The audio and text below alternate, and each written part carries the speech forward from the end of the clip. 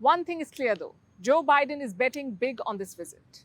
Like all relationships, there is something in it for both sides. But one party seems to be more eager, and that is the American side. That's US President Joe Biden.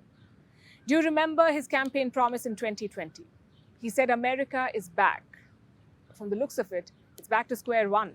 Biden's foreign policy record does not look good as of today. He failed to revive the Iran nuclear deal. He failed to stop the Ukraine war.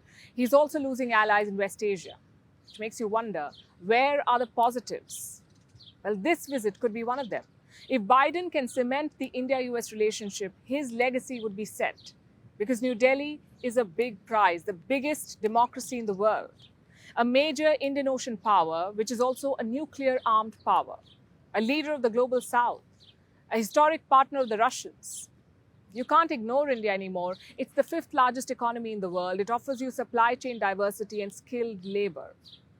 Joe Biden wants all of that. He knows that India is key to America's eventual showdown with China, whether it's taking away the factories or producing semiconductors or patrolling the Indo-Pacific.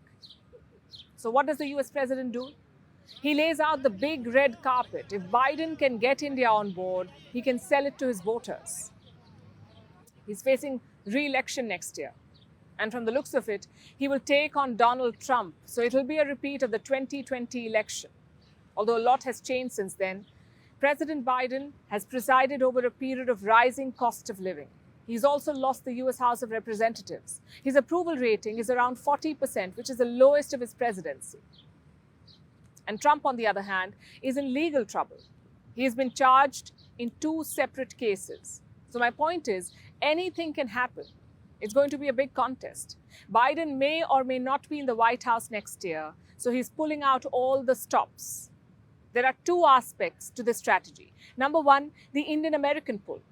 It's a huge community in the US, numbering more than 4 million. They're the second largest immigrant voting bloc, and most of them support Prime Minister Modi. You quote the Prime Minister, you get their vote. At least that's the assumption.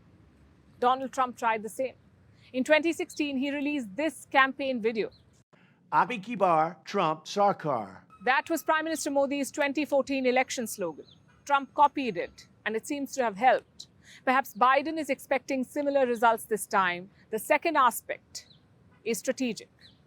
I already mentioned what India brings to the table for the Americans. Yes, the defense deals and the tech transfer is great, but for Joe Biden, that is not the end goal. The end goal for him is political, to recruit India into the American camp. And that would really help him domestically too. Just think back to another American president, Richard Nixon, known for just 2 things.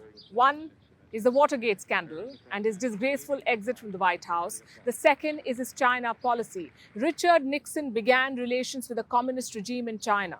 He opened a second front against the Soviet Union. It played a crucial role in the Cold War, perhaps even contributed to the end of the Cold War. Joe Biden is trying to do something similar as president, to use India's popularity and strategic importance to benefit domestically. The question is, will Prime Minister Modi play that game? We ask because it's a dangerous one, especially because it's targeted at one country, China.